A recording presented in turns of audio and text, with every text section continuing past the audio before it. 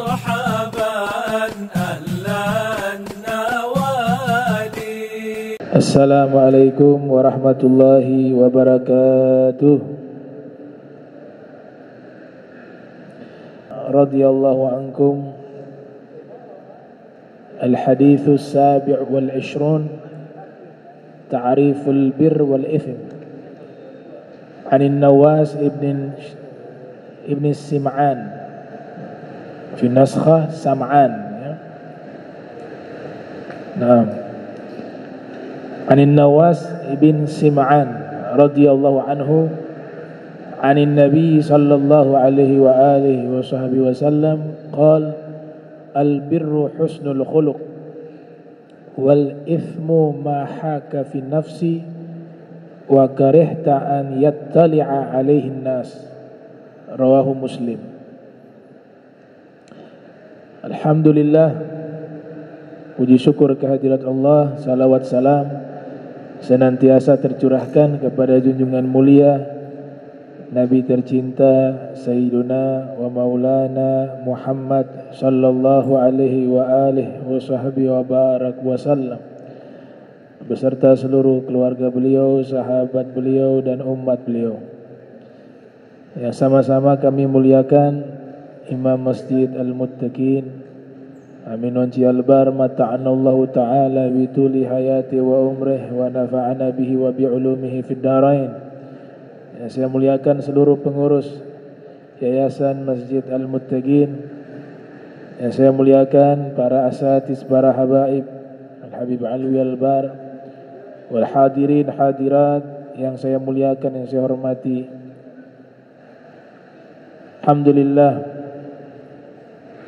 dengan seluruh nikmat Allah kita dipertemukan kembali di hari yang mulia ini dan di malam yang mulia ini untuk mengkaji hadis Rasulullah sallallahu alaihi wasallam. Kita sampai ke hadis yang ke-27 tentang pengertian albir wal ithim,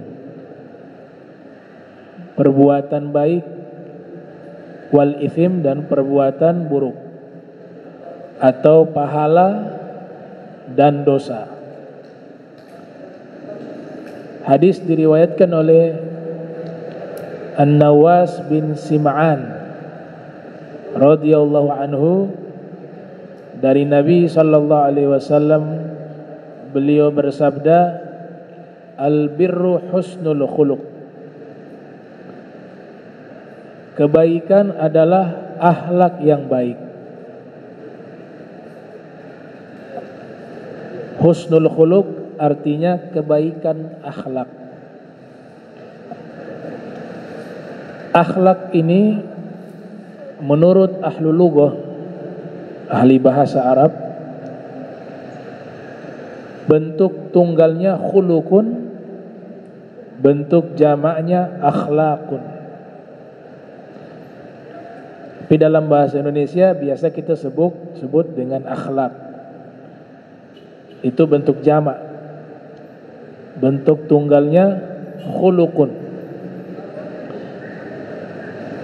Kalau khuluqun membahas sesuatu yang sifatnya batnun, tersembunyi. Karena akhlak itu sumbernya dari sesuatu yang tersembunyi di dalam hati. Dari hati itulah akhlak yang sesungguhnya. Perbuatan menerjemahkan secara fisik, secara zohrun atau zohir disebut dengan khalqun. Jadi ada khuluqun, ada khalqun. Kalau khuluqun sesuatu yang tersembunyi, kalau khalqun itu sesuatu yang nampak secara fisik.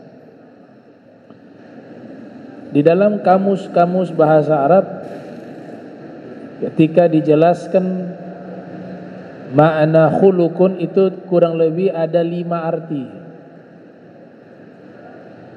Yang pertama, din, memiliki arti agama, berdasarkan hadis Rasul Muhammad sallallahu alaihi wasallam, ketika Nabi ditanya, apa itu agama? Madin. Nabi menjawab, husnul khuluq.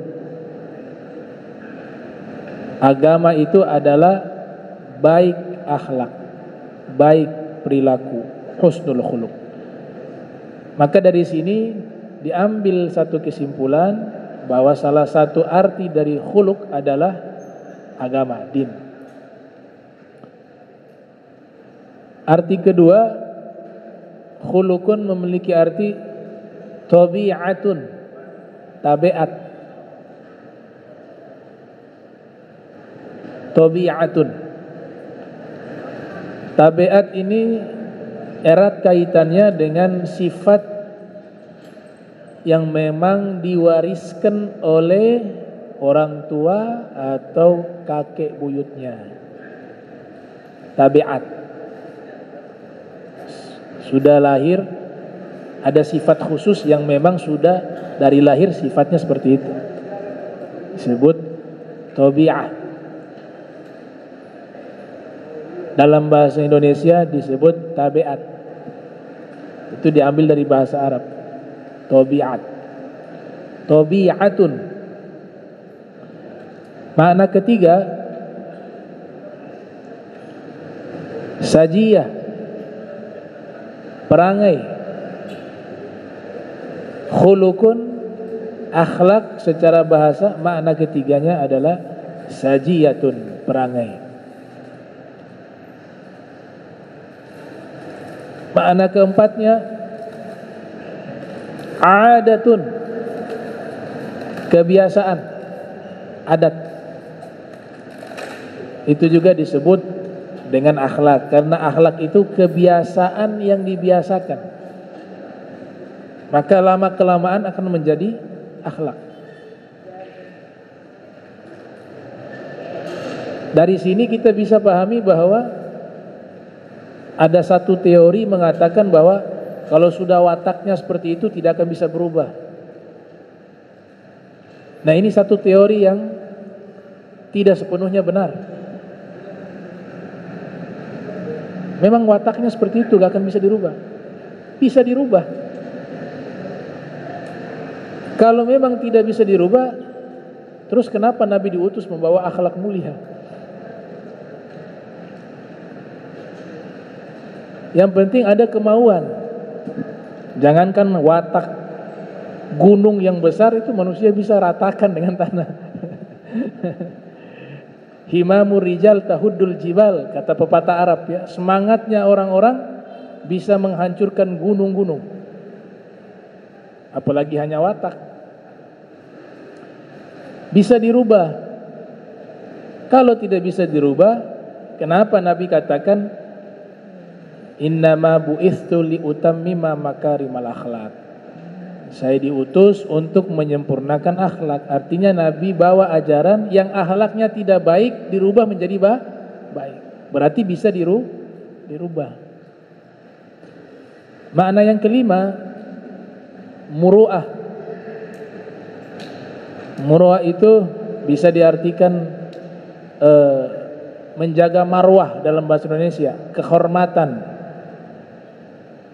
Ya, jadi dia bisa berarti dengan agama.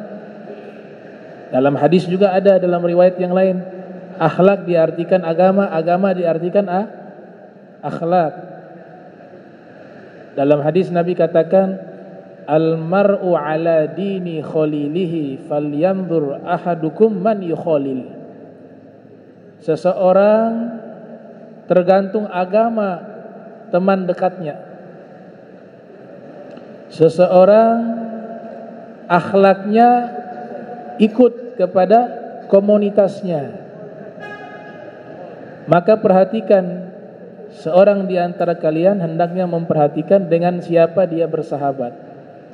Sekarang komunitas ada dua. Ada komunitas yang kita interaksi secara langsung. Ini sekarang alhamdulillah komunitas baik, kita berada di masjid menghadiri pengajian.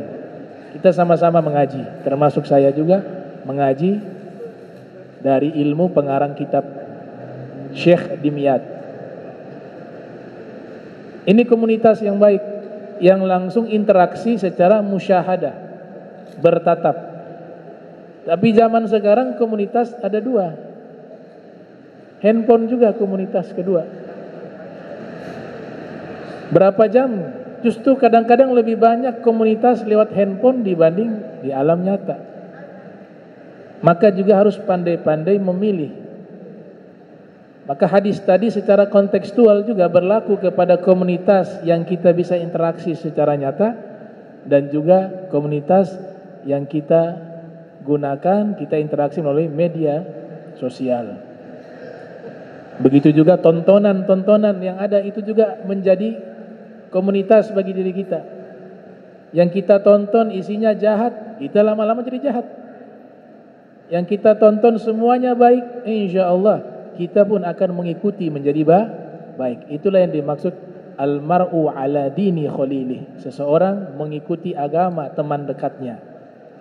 Bisa juga diterjemahkan seseorang akhlaknya mengikuti teman dekatnya. Ini tentang akhlak secara bahasa. Kalau definisi akhlak menurut para ahli sangat banyak pengertiannya. Hujjatul Islam Abu Hamid Al-Ghazali yang lahir tahun 450 Hijriah, wafat 505 Hijriah. Menurut beliau akhlak itu adalah satu sifat yang tertanam di dalam hati,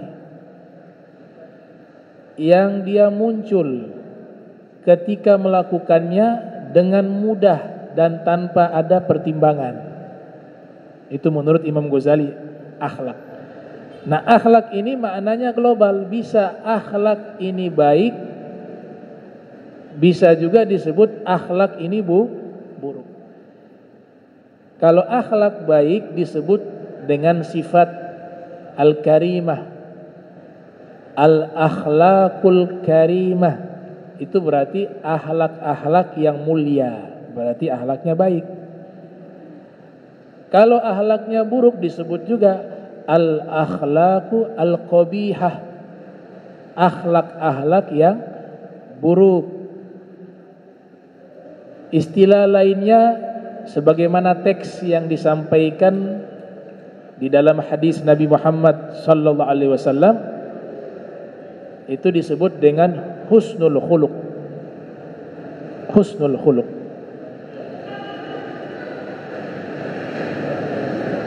Nabi Muhammad SAW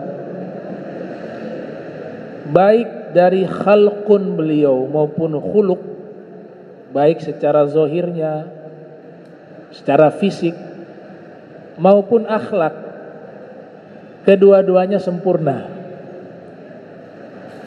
Itu yang dikatakan di dalam bait syair, faqan nabiyyin fi khalqin wa fi khuluqin wa lam yudanuhu fi ilmin wala karam.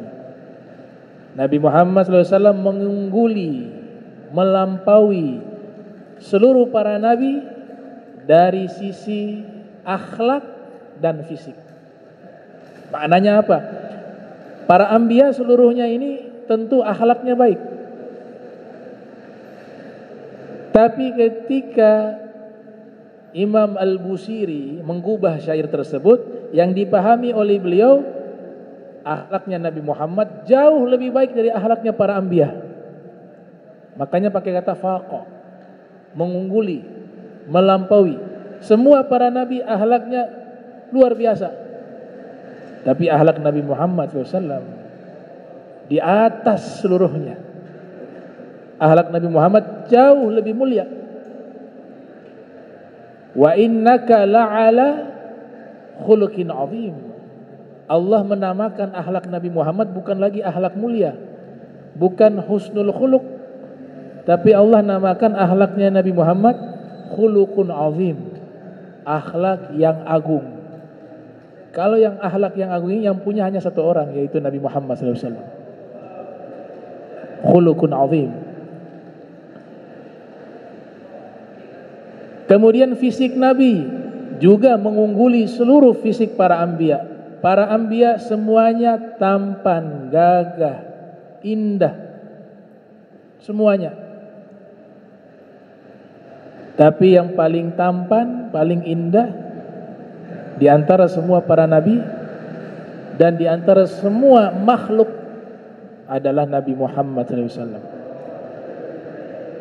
Wa fi riwayah, ma ba'athallahu an-nabiyya illa hasanal wajhi hasana saut.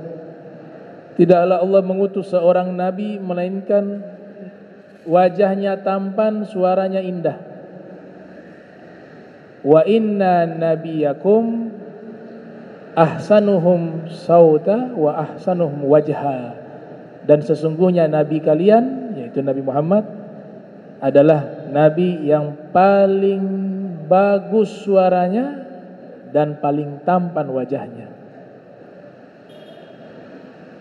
Ini khuluqun, khalqun. Ilmu tasawuf, para ahli menyebut terbagi menjadi 3 madhab. Ada yang disebut tasawuf sunni, ada yang disebut tasawuf falsafi, ada yang disebut tasawuf salafi. Tasawuf salafi yaitu ilmu tasawuf yang ada di masa-masa awal Islam, di masa abad ke-1, abad ke-2 Hijriah. Para imamnya diantaranya Al-Imam Syafi'i, Wal-Imam Malik, Wal-Imam Abu Hanifa, Wal-Imam Ahmad bin Hanbal, Wal-Imam Abdullah ibn Mubarak, Wal-Imam Ja'far al-Sadiq, Wal-Imam Muhammad al-Baqir, Wal-Imam Ali Zain al-Abidin bin Husain, Wal-Imam Junaid al-Baghdadi, Wal-Imam Al-Haris al-Muhasibi, Wal-Imam Sirajuddin Abu Thaib al-Makki, Wal-Imam. Ini semua al-imam-imam yang di masa-masa awal ini, semuanya itu disebut tasawuf salafi. Tema utama yang menjadi pembahasan mereka zuhud, tentang masalah zuhud. Sebab itulah kitab-kitab mereka selalu diberi judul Kitabuz Zuhud. Al-Imam Hasan al-Basri sebagai salah satu imam tasawuf salafi pernah ditanya, su'ila al-Imam Hasan al-Basri, beliau kelahiran tahun 21 Hijriah, wafat 110 Hijriah. Ma alamatul hajjil mabrur, apa tanda haji seseorang diterima oleh Allah? Maka dijawab oleh Al-Imam Hasan al-Basri, an yarji al-abd zahidan fid dunya ragiban fil akhirah. Seorang hamba kembali pulang ke rumah setelah menunaikan seluruh manasik haji, zahidan fid dunya, dia menjadi orang yang zuhud terhadap dunia, ragiban fil akhirah, dan dia cinta kepada akhirat. Itu tanda hajinya mabrur. Al-Imam Hasan al-Basri menyebut kata zahidan fid dunya, karena itu tema utama yang selalu diangkat dalam tasawuf salafi. Lantas kenapa yang dibahas tema utamanya tentang zuhud? Karena di masa itu masa jayanya Islam, yang menguasai dunia di masa itu, dalam tanda kutip ya, Daulah Umayyah, perluasan wilayah tersebar sangat jauh sampai ke semenanjung Andalus yang sekarang dikenal dengan Spanyol, sampai ke Mesir, Afrika, seluruh wilayah Syam, Libanon, Palestina, Suriah, Jordania, itu di bawah kekuasaan Daulah Islamiyah. Mata uang resminya mata uang Daulah Utsmaniyah. Mohon maaf, Umayyah, bukan Utsmaniyah, Umayyah. Daulah Umayyah. Kekayaan berlimpah. Banyak orang mulai tenggelam dengan kehidupan berfoya-foya. Karena kekayaan berlimpah, muncullah kelompok yang kembali mengingatkan kepada akhirat, mengingatkan lagi mereka kepada Allah. Kelompok inilah yang disebut dengan golongan sufi yang membawa satu mazhab disebut tasawuf salafi, mengajak mereka untuk zuhud. Maka tema utama waktu itu adalah zuhud. Ilmu pengetahuan masuk dari berbagai wilayah, mulai dari filsafat Yunani, falsafah Persia, falsafah India. Transmisi dari masa Daulah Umayyah beralih ke Daulah Abbasiyah. Diterjemahkan seluruh buku-buku berbahasa asing dari berbagai disiplin keilmuan, diterjemahkan ke dalam bahasa Arab. Kemudian dikaji, diasimilasi, dicampur adukkan ilmu-ilmu luar masuk ke dalam ilmu agama Islam. Ada dampak positifnya, ada juga dampak negatifnya. Masuk ke dalam tasawuf tidak terkecuali, masuk juga kepada ilmu tasawuf. Lahirlah satu mazhab tasawuf disebut tasawuf falsafi, ilmu tasawuf yang bercampur dengan filsafat. Ini yang dilarang oleh banyak ulama untuk dipelajari. Karena tasawuf falsafi, objek kajiannya itu adalah ruh. Objek kajiannya adalah ma'rifah hakikat. Yang ini orang awam tidak mampu mempelajari. Ini bukan ilmu yang secara teori, tapi ini adalah pengalaman spiritual. Sifatnya abstrak, tidak ada rumus, tidak ada teori. Hakikatnya. Makin belajar, tapi orang yang belajar tidak pernah mengalami pengalaman spiritual dan magomnya tidak sampai ke level itu, makin bingung. Dan dampak terburuknya bisa gila, bisa sakit jiwa. Sudah banyak korban berjatuhan satu persatu. Tidak cukup modalnya cerdas atau pintar. Pintar, cerdas belum tentu punya pengalaman spiritual. Dewasanya orang dalam masalah keagamaan tidak dilihat dari umur, tapi dilihat dari kedewasaan spiritualisme. Bisa saja umurnya masih muda, tapi secara spiritual dia lebih tua dari usia yang lebih tua darinya secara umur. Ini yang namanya tasawuf falsafi, dilarang oleh para ulama. Yang melarang banyak sekali, antaranya adalah imamnya para habaib, Al-Habib Abdullah bin Alwi bin Muhammad Al-Haddad.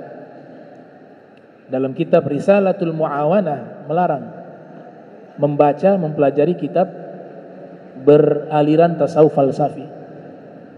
Di antara juga Al-Imam Ibnu Zarruq Al-Fasi juga melarang, dan banyak para ulama-ulama melarang orang-orang awam mempelajari tasawuf falsafi.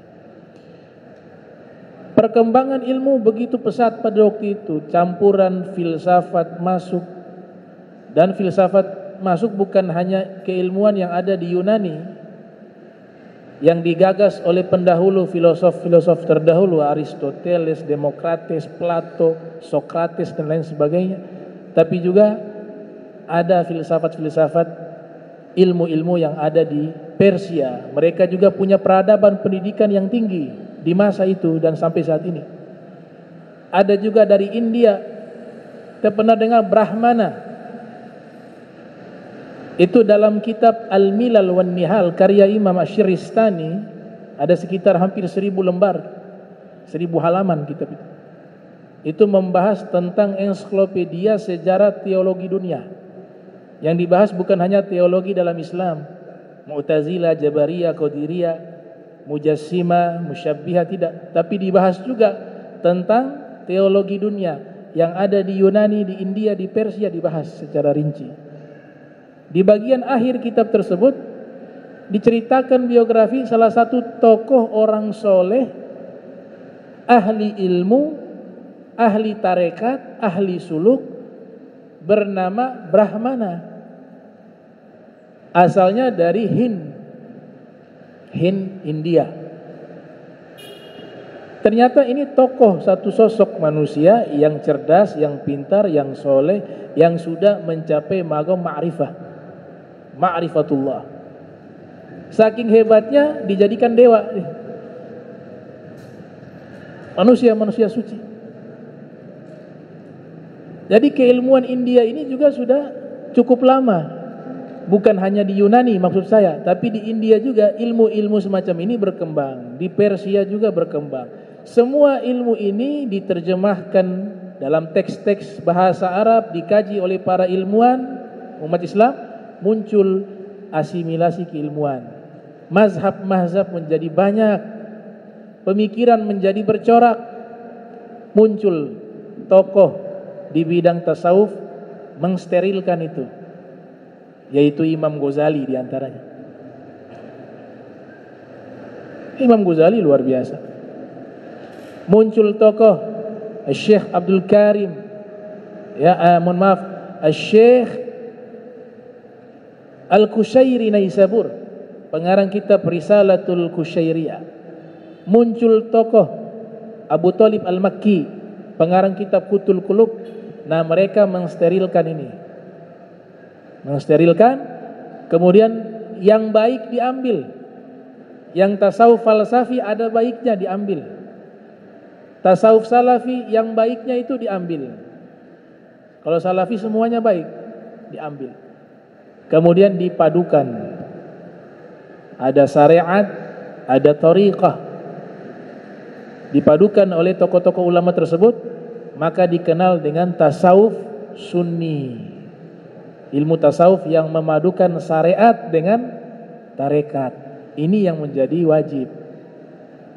Wajibnya syariat dan ilmu tasawuf akhlak. Nah, disebut dengan tasawuf akhlaki. Itu sejarah perjalanan ilmu tasawuf. Ada satu ulama di Bukhara,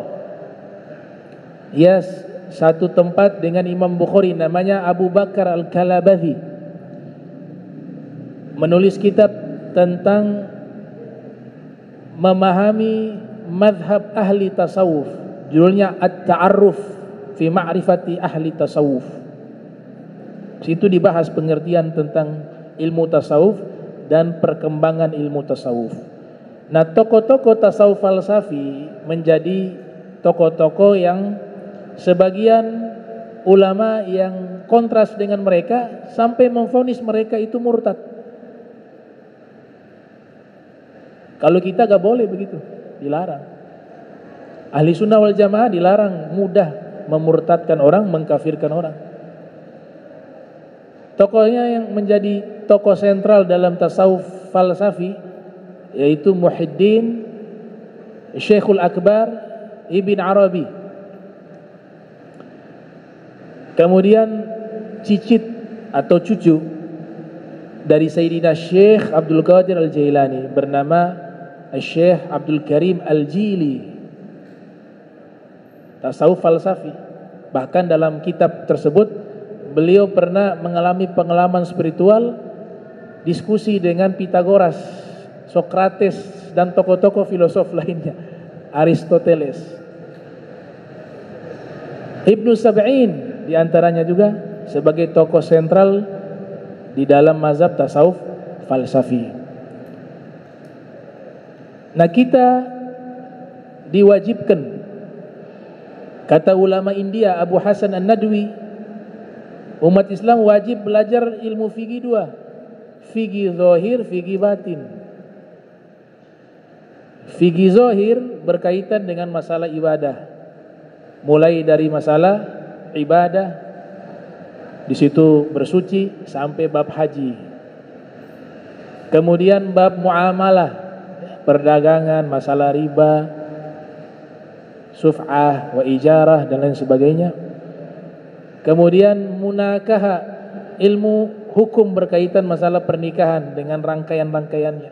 al-mu'aqabah dan tentang pidana perdata dalam Islam. Yang wajib secara umum ibadah. Kalau yang pidana perdata wajibnya hakim.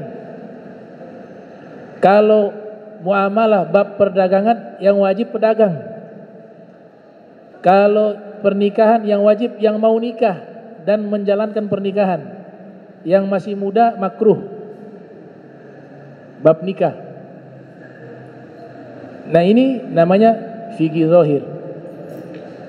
Yang wajib juga fiqhul batin, fikih batin. Apa itu fikih batin? Yang dibahas akhlak, kebersihan hati. Disebut dengan tahalli tajalli. Tahalli mengosongkan hati dari sifat-sifat tercela. Tahalli menghiasi hati dengan sifat-sifat mulia. Tajalli menampakkannya dengan perbuatan. Ini definisi yang satunya berbeda lagi. Kalau yang kedua agak tinggi definisinya sehingga menyulitkan untuk memahami. Nah, tasawuf sunni inilah yang nanti diajarkan oleh para ulama dari generasi ke generasi, yang dimana di antara kitab yang menjadi rujukan adalah Ihya Ulumuddin. Berapa banyak aulia mereka menjadi wali sebab mengamalkan kitab Ihya. Yang pengantarnya Bidayatul Hidayah. Sebelum Ihya, Bidayatul Hidayah. Ini bahasnya akhlak. Ini yang wajib. Ada juga kitab Al-Habib Abdullah Al-Haddad. Di situ banyak sekali kitab beliau. Ada An-Nasaih Ad-Diniyah wal Wasaya Al-Imaniyah. Ada juga kitab Adab Sulukil Murid, etika seorang murid. Ada kitab Risalatul Muawanah. Kalau mau tahu tariqah Sada Ali Ba'alwi, itu termuat dalam kitab Risalatul Muawanah. Ada juga kitab pengingat tentang masalah umur, Sabilul Iddikar. Ada diwannya yang membahas tentang nasihat-nasihat sufistik, prosa-prosa, sajak-sajak, dikumpulkan namanya Diwan Al-Imamul Haddad. Puisi isinya tentang tasawuf, tentang nasihat. Ada juga kitab beliau Al-Muhadarah. Ada juga kitab beliau Tathbitul Fuad yang ditulis oleh muridnya Syekh Ahmad Syajjar. Kesemuanya itu membahas tentang tasawuf. Generasi belakangan di pondok pesantren diajarkan kitab akhlak namanya Al-Akhlaq Lil Banin, karya Syekh Umar Baraja, 4 apa 5 jilid.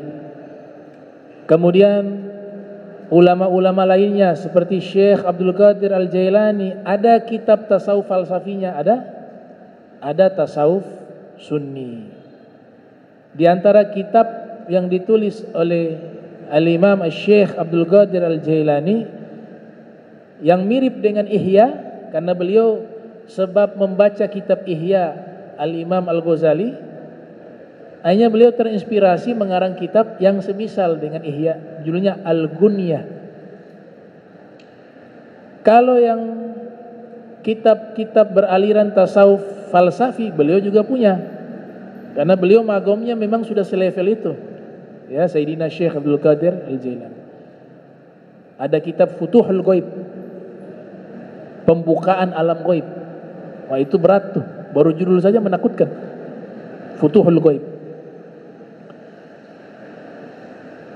Ada kitab Al-Futuhatul Makkiyah li Ibni Arabi. Berat kitab itu. Dilarang orang awam mendalami kitab itu.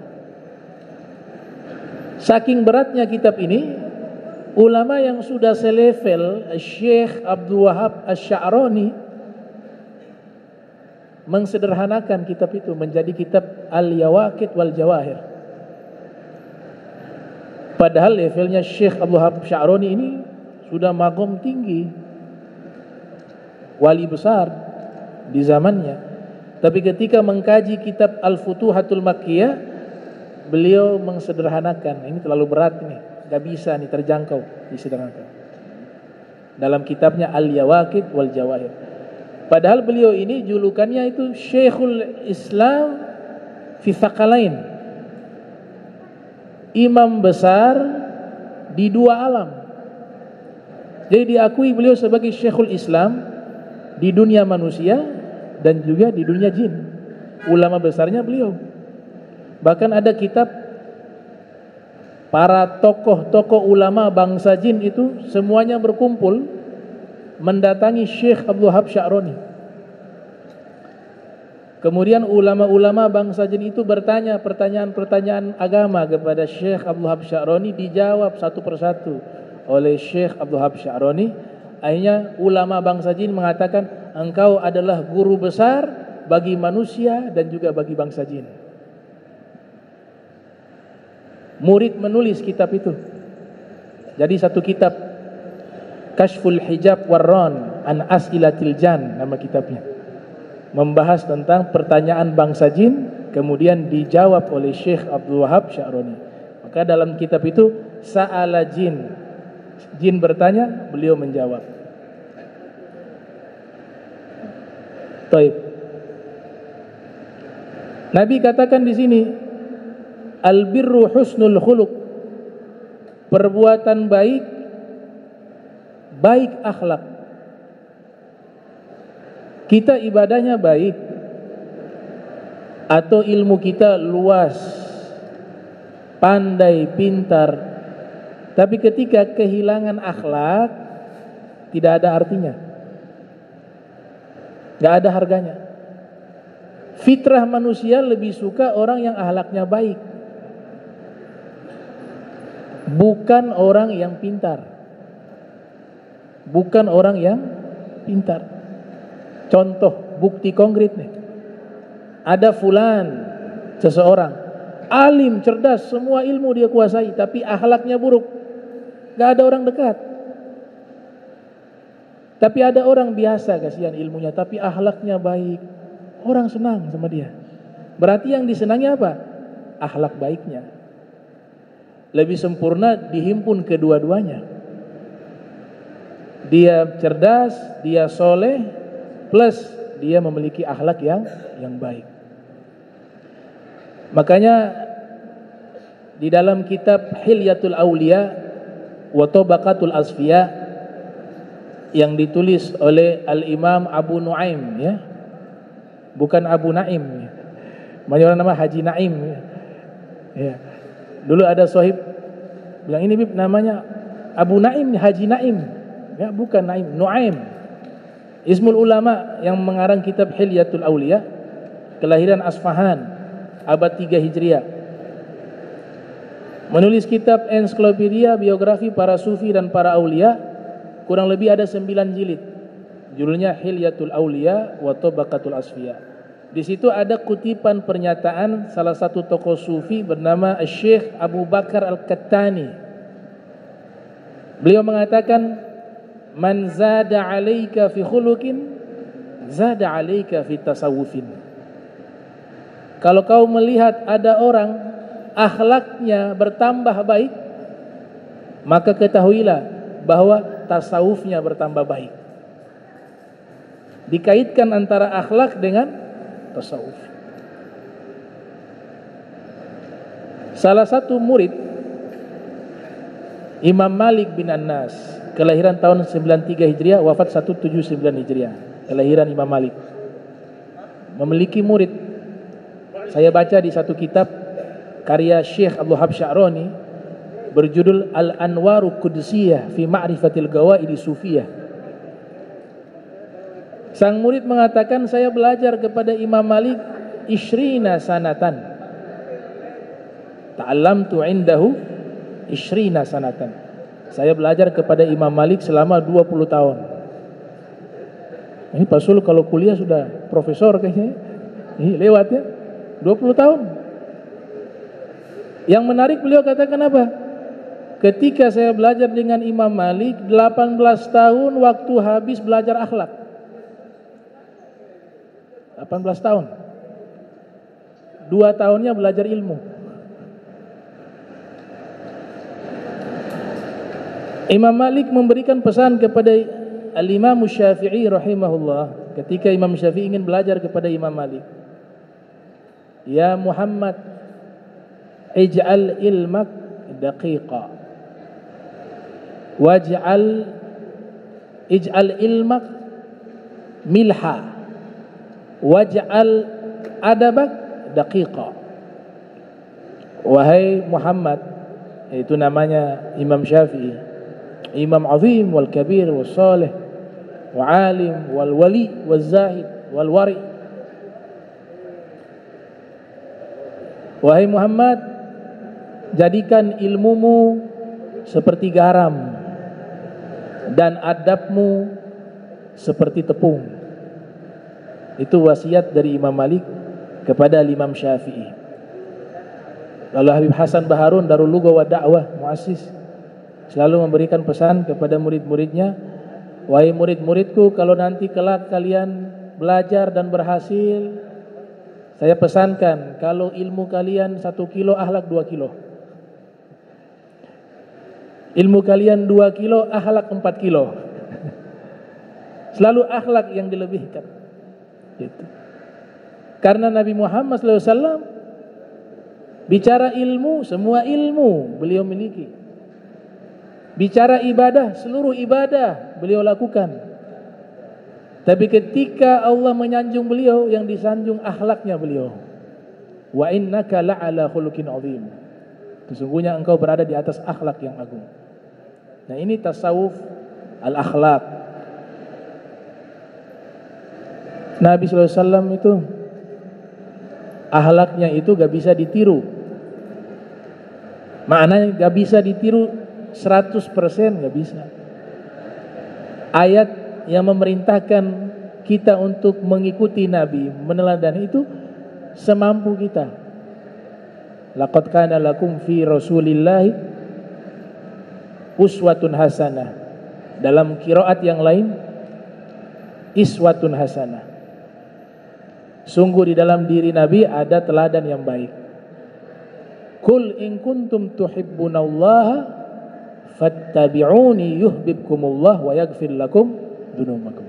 Katakanlah, jika kalian mencintai Allah, ikutilah aku. Ini makna mengikuti tidak akan bisa sama. Karena Nabi punya akhlak itu limited edition. Sudah habis, cetakan pabriknya habis. Khuluqun azim hanya wahid saja, satu orang yang punya, yaitu Nabi Muhammad SAW.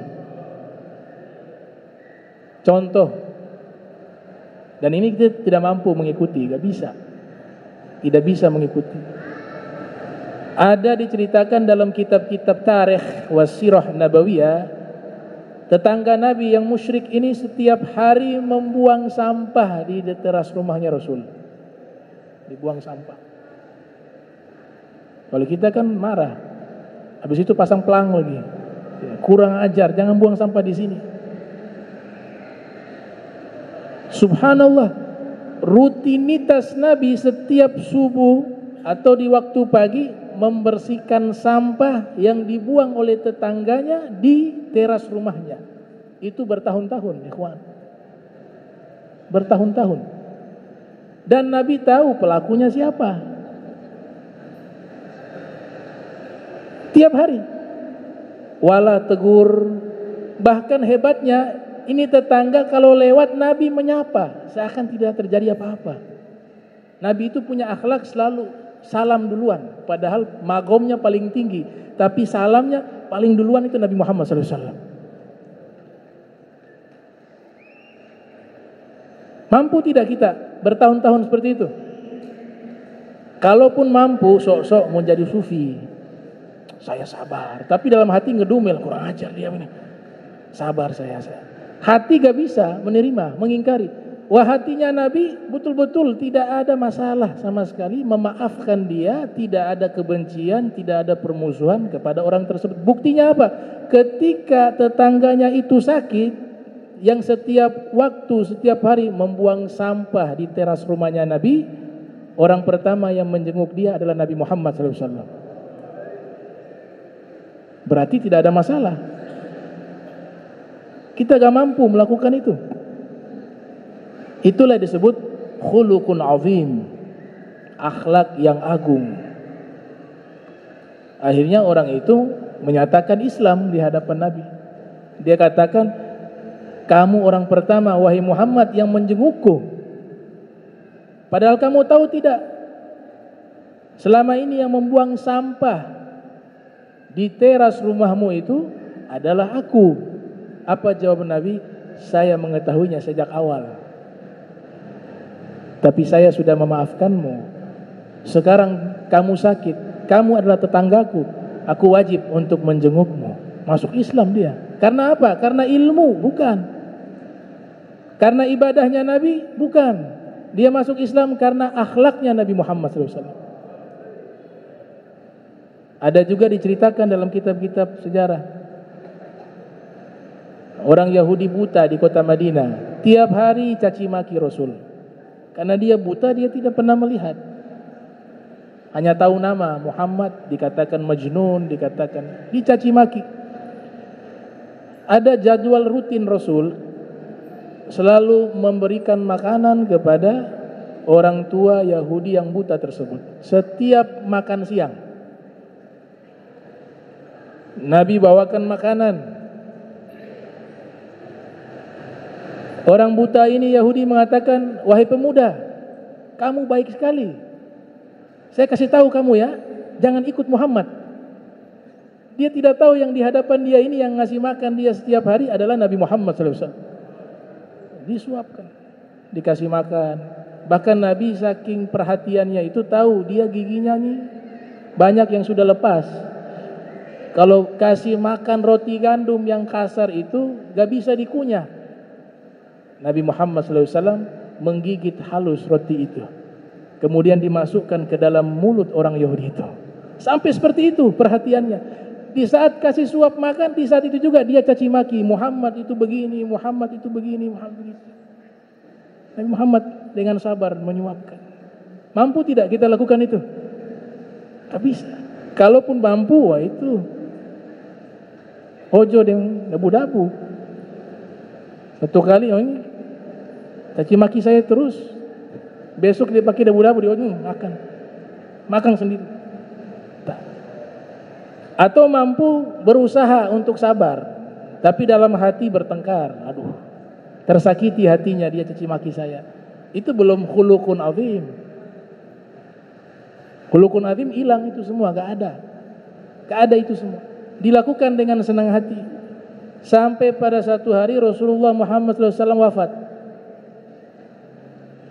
Menjelang wafat, Nabi masih ingat sama orang Yahudi itu. Kasih wasiat kepada Sayyidina Abu Bakar, ya Abu Bakar, kalau saya meninggal tolong kamu lanjutkan ngasih makan, ada pengemis Yahudi yang buta itu, setiap siang ngasih makan dia. Kata Sayyidina Abu Bakar, yang di jalan itu ya Rasulullah, ya, yang sering mencaci maki engkau, ya. Kata Nabi, ya, kasih makan dia. Menangis Sayyidina Abu Bakar. Akhirnya Rasulullah wafat, dilanjutkan oleh Sayyidina Abu Bakar.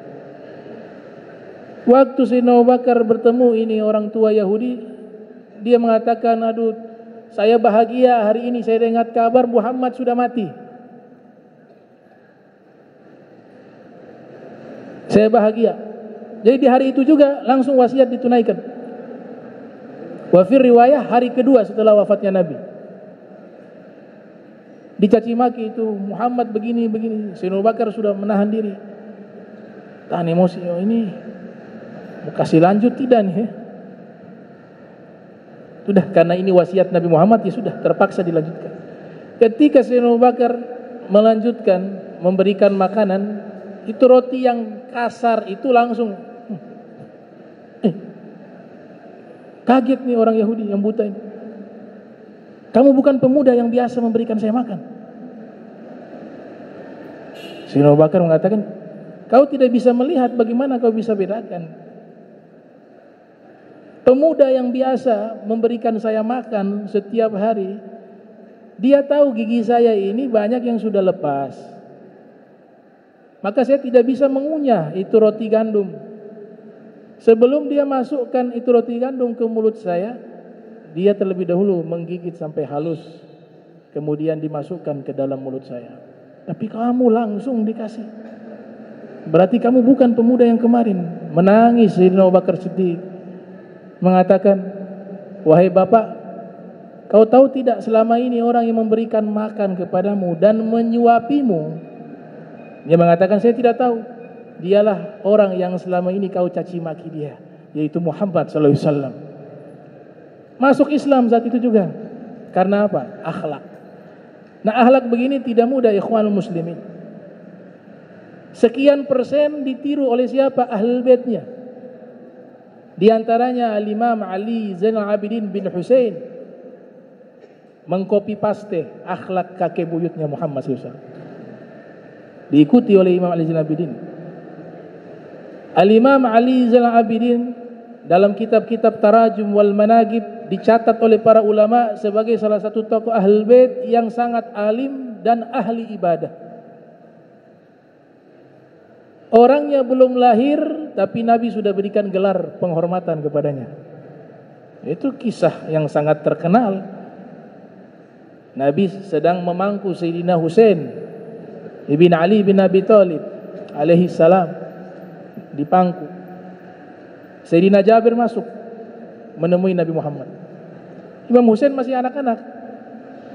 Kata Nabi, ya Jabir, ini Husain yuladu lahu mauludun, nanti dia akan punya anak laki-laki. Nanti ismuhu Ali, namanya Ali, kata Nabi Muhammad SAW. Dan diberikan gelar Sayyidul Abidin, wa fi riwayah Zainul Abidin. Dia diberikan gelar pemimpin seluruh ahli ibadah di hari kiamat. Wa Zainul Abidin, perhiasannya seluruh ahli ibadah di riwayah. Di hari kiamat malaikat memberikan pengumuman, berdirilah wahai pemimpin ahli ibadah, yang berdiri adalah beliau, kata Nabi Muhammad SAW. Ini orangnya belum ada. Wa ayahnya saja masih bayi, masih anak-anak, Al-Imam Husain. Kemudian Nabi lanjutkan lagi, nanti Ali Zainul Abidin yuladul lahu maulud ismuhu Muhammad. Nanti Ali Zainul Abidin punya anak laki-laki, namanya Muhammad. Ya Jabir, wahai Jabir, kalau kamu bertemu dengan Muhammad, sampaikanlah salam dariku kepadanya. Ini dihafal oleh Sayyidina Jabir. Waktu berjalan, Sayyidina Jabir memantau Sayyidina Husain. Setiap hari datang, nanya, sudah nikah belum? Kata Sayyidina Husain, belum nikah. Hampir setiap saat ditanya. Akhirnya Sayyidina Husain heran, wahai paman, kenapa setiap saat kau menanyakan saya sudah menikah belum, sudah menikah belum? Maka diceritakan dulu Nabi Muhammad SAW sudah memprediksi bahwa engkau nanti punya anak namanya Muhammad. Ayahmu Imam Husain begitu juga. Saya selalu datang tanya sudah nikah belum, sudah nikah. Ternyata lahir anak laki-laki. Benar apa yang dikatakan oleh Nabi Muhammad, diberikan nama Ali Zainul Abidin. Sekarang saya mengharapkan kamu menikah agar kamu punya anak laki-laki. Akhirnya menikah Imam Ali Zainul Abidin, lahir anak laki-laki, diberikan nama Muhammad, yang nanti terkenal dengan nama Al-Imam Muhammad Al-Baqir. Datang Sayyidina Jabir menemui Al-Imam Ali Zainal Abidin beserta putranya Imam Muhammad. Dia mengatakan, wahai Imam Ali, ini putramu. Iya, dia sudah lupa karena waktu cukup lama, matanya juga sudah buram. Ini anakmu? Iya. Iya, ini anak saya, laki-laki. Namanya siapa? Namanya Muhammad. Baru tersadar, ini yang dipesankan oleh Nabi Muhammad SAW. Benar, diberikan nama Muhammad. Saya dikasih wasiat oleh Nabi membawa salam beliau kepada putramu Muhammad. Sekarang tugas saya sudah selesai. Ini saya sampaikan salam dari kakekmu, wahai Muhammad, wahai Imam Ali Zainal Abidin juga. dari kakekmu Nabi Muhammad SAW. Setelah itu waktu berselang wafat, meninggal dunia. Jadi Allah panjangkan umurnya untuk menjalankan wasiat Nabi Muhammad SAW, menyampaikan salam Nabi kepada mereka. Coba antum lihat Al-Imam Ali Zainal Abidin, copy paste akhlaknya Nabi Muhammad SAW. Beliau dalam kitab Tarajum diterjemahkan, solat sehari semalam alfa rak'ah, 1000 rakaat. Kemudian dibagikan makanan kepada kaum fuqara wal masakin yang ada di kota Madinah. Beliau sendiri yang memikul makanan tersebut dan dibagi-bagikan kepada kaum fakir miskin. Dan beliau sudah mendapatkan gelar oleh Nabi Muhammad SAW Zainul Abidin, dan itu memang layak sesuai dengan apa yang terjadi dengan ibadah beliau, ilmu beliau, akhlak beliau. Tapi lihat, beliau ibadah haji itu dalam sejarah dicatat 20 kali ibadah haji. Itu yang naik kendaraan, jalan kaki lain lagi. Ada berapa banyak? Setiap kali beliau mengucapkan kalimatut talbiyah, labbaik Allahumma labbaik, beliau pingsan. Kemudian siuman dari pingsannya ditanya oleh orang-orang, wahai imam, setiap kali kau menyebutkan labbaik Allahumma labbaik, kenapa engkau pingsan? Apa jawaban beliau? Saya takut ada suara yang menjawab, la labbaik lak wala sa'daik. Gak ada labbaik bagi kamu, gak ada sa'daik bagi kamu. Gak ada sambutan bagimu, tidak ada kebahagiaan bagimu. Dia takut jawaban nanti dari Allah seperti itu. Dia merasa dirinya ini hamba yang hina, yang banyak dosa, banyak salah. Dia sudah gak lihat ibadahnya 1000 rakaat, ngasih makan fakir miskin, sudah gak lihat. Labbaik pingsan. Wakadha ketika mau sholat wudu, pucat wajahnya. Wal Imam Husain kadzalik wa ahlul bait hadhil wirasah minhum. Ini warisan dari mereka. Setiap kali wudu wajahnya berubah pucat. Ditanya kenapa? Wahai imam, setiap kali wudu wajah engkau pucat. Dia mengatakan, bagaimana aku tidak pucat? Sebentar lagi aku menghadap Sang Maharaja Allah Subhanahu wa taala. Karena salat menghadap kepada Allah. Itu bagaimana akhlak mereka. Terakhir saya tutup. Satu ketika beliau salat di masjid, ada orang salat bawa, ya, orang ini masuk ke masjid. Di dalam masjid itu hanya ada 2 orang. Orang itu dengan Imam Ali Zainal Abidin. Ketika dia masuk ke masjid tersebut, dia juga ikut sholat sunnah. Waktu itu masih waktu sholat sunnah. Habis sholat, orang itu dia mencari-cari kantong uang yang dia bawa. Mungkin habis itu dia keluar sebentar, balik lagi masuk ke masjid. Dia lihat kantong uangnya sudah hilang. Maka dia menuduh, jangan-jangan ini orang nih pura-pura sholat, dia yang ambil uang saya. Selesai sholat Al-Imam Ali Zainal Abidin, dia menghampiri Imam Ali Zainal Abidin dan mengatakan, pencuri, mana uang saya? Di masjid ini hanya ada kita berdua, gak ada orang lain. Jangan pura-pura lagi dah, pura-pura sholat, kamu ambil uang saya. Tadi saya ingat saya bawa 1 kantong uang, sampai di masjid ini baru hilang. Subhanallah, beliau gak marah sama sekali. Beliau mengatakan, berapa jumlahnya? Oh, sekian dinar. Baik, kamu tunggu sebentar, saya pulang ke rumah, saya ambil uangnya, nanti saya kasih ke kamu. Pulang beliau ke rumah, ambil itu uang 1 kantong sesuai jumlahnya, dikasih, ini saya berikan padamu. Iya. Terus dikasih nasihat, makanya jangan mencuri, gak bagus, begini-begini. Akhir sudah pulang nih orang. Sampai di rumahnya, istrinya lihat dia bawa kantong uang. Wahai suamiku, ini kau bawa apa ini? Ini uang saya, kantong. Gak, uang kamu taruh dalam kamar tuh. Coba lihat tuh, kantong kamu ketinggalan, ada dalam kamar. Ketika dia masuk, dia lihat, betul kantong uangnya ada dalam kamar. Lah ini, langsung diceritakan ke istrinya. Tadi ada orang sholat, saya tuduh dia yang kasih ini. Siapa orang? Saya tidak kenal. Zaman dulu kan tidak tahu tuh nama orang dengan wajahnya, itu mereka tidak tahu, hanya tahu nama saja. Kalau gitu kembalikan kepada orangnya. Dicari itu orang, tanya di mana rumahnya, Fulan bin Fulan nih, ciri-cirinya seperti ini. Dia tidak tahu nama, ciri-cirinya seperti ini. Oh, ini ciri-cirinya Al-Imam Ali Zainal Abidin bin Husain. Nah, dia kenal ini nama. Imam Ali Zainal Abidin bin Husain, cucunya Rasulullah SAW. Ya. Lah, innalillahi wa inna. Kenapa? Tadi saya tuduh dia mencuri. Bagaimana ini? Sudah, kamu ke rumahnya. Nanti beliau akan memaafkan. Sampailah ketemu ke rumahnya Imam Ali Zainal Abidin bin Husain. Ketemu Imam Ali, kemudian dia mengatakan, saya minta maaf. Ternyata uang saya itu ketinggalan di rumah. Mohon maaf, wahai cucunya Rasul. Sudah menfitnah, menuduh engkau.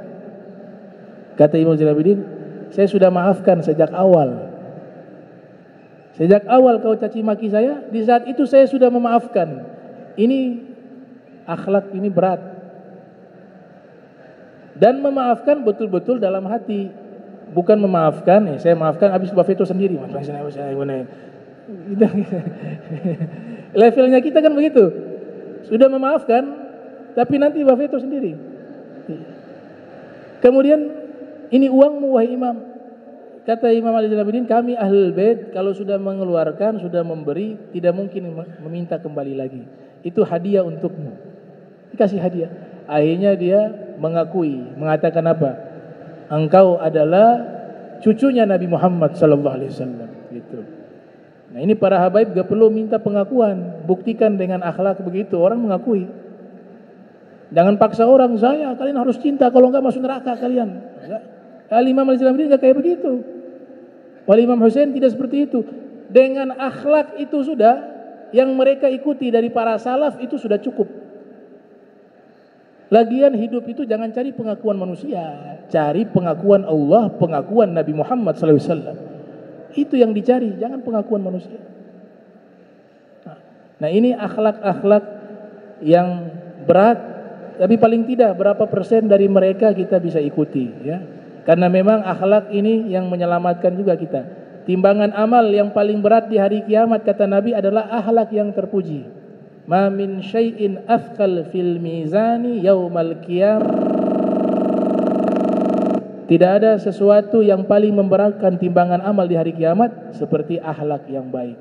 Innal mu'mina la yudriku darajata shaim wal qaim bi husni khuluqihi. Seseorang bisa mencapai pangkat ahli ibadah, ahli puasa, ahli salat, hanya juga bisa dia dapati itu dengan akhlak yang baik. Kata Nabi kita Muhammad sallallahu alaihi wasallam. Insyaallah pertemuan berikut kita akan lanjutkan pembahasan, masih membahas tentang akhlak atau husnul khuluq. Allahumma jam'ana hadza jam'a marhuma wa tafarraqna ba'da tafarrukan ma'suma wa la tajal minna wa la minna syakira mahruma.